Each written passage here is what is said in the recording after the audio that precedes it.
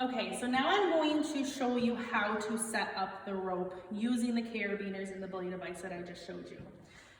I want to show you on this rock wall, it does not matter which rope you use for the climber and the belay.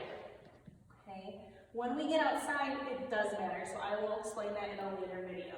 But right now, it does not matter which side I hook it up. Also, when you are getting ready to hook this stuff up, you need to make sure there's no twist in the rope, because if you start belaying and there's twist, it's going to make it really, really tough to belay. So before you set anything up, make sure that there is no twist in the rope. Okay, so with the belay device, what you're going to do, if you remember in the earlier video, I said you're going to put the rope through one of these holes, not two. Okay, it does not matter if it's the top one or the bottom one.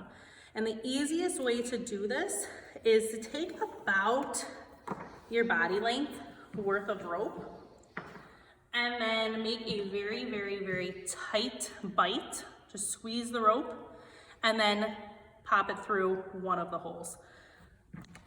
So you're just gonna pop it through. So now I have two bites. I have the rope bite, and then remember I have the plastic bite. You want to then take your blue carabiner and you need to make sure that you hook both of these, okay?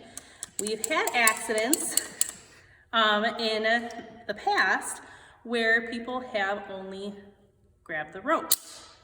And a fun fact, not fun, but now it's fun to talk about, our lovely friend Melita, who was videotaping, she was climbing. Actually, I lied. It was on the plastic. It was on the plastic. Which is worse. Yes, this is worse. If it was just the rope, it would have been, well, I don't know. But yes, it was like this. So Melita was climbing and the person forgot to put this on the rope. So he was belaying and luckily we caught it in time and I was like, Melita, hold on to the wall or hold on to the log because if this would have popped through, Melita would have been up in the air, not holding on to anything. If she would have slipped, could have been a very dangerous situation. So whenever you are doing this, you need to make sure that you clip on to both of these. Do a little tug and make sure that the rope and the belay device is connected. So that is how you would set this up.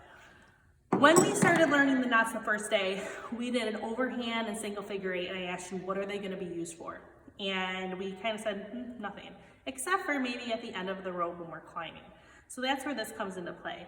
So I'm going to take about my body length, like I said, rope that's connected, and all I'm going to do is put an overhand or a single figure eight, it doesn't matter which one, at the end. Okay, it's not going to really be touched. Yes, it could come out because there's no safety, which we talked about, but make it snug. And basically the purpose of that is if for whatever reason this was to get pulled, it's going to stop it. So I don't lose the entire rope and have to set it all up again. So that's where that overhand knot will come in. So this is for who? If you said climber, you're wrong. It's for the belayer. Okay, whoever is belaying will have this on. If I was belaying, what I need to do is I need to open this up so it's pull down, twist, and open. And I need to put it onto my harness. So that's where this blue loop comes in. And there is a right and wrong way to put this on. You want to have the hook facing you, and you want to, we call it scratch your belly button. So you're gonna put the loop or the hook on your belly button and go for and hook this on. So the big loop is resting on the harness. The small loop is where the rope goes, and the blue is facing out. This can rotate, okay? And a lot of times it happens when there's slack. So slack means it can move. If there's tension, it can't move.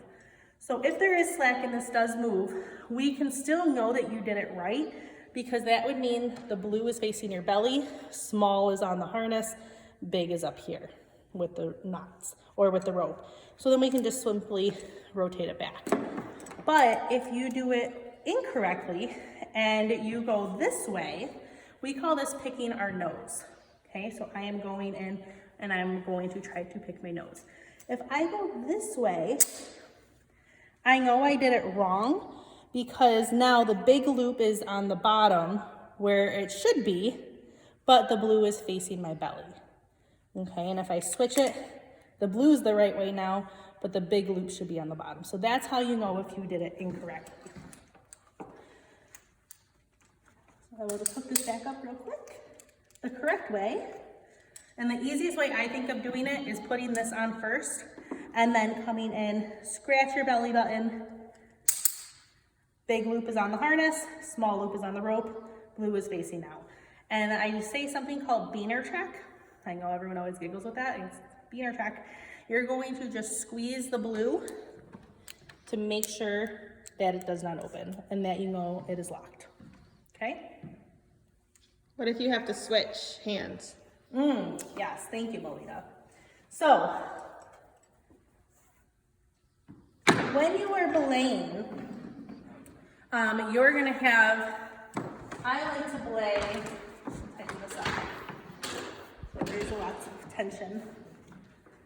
Okay, so when I like to belay, I like to have my left hand up, and my right hand would be called the break hand, okay? So the break hand, I am going to pull this rope down.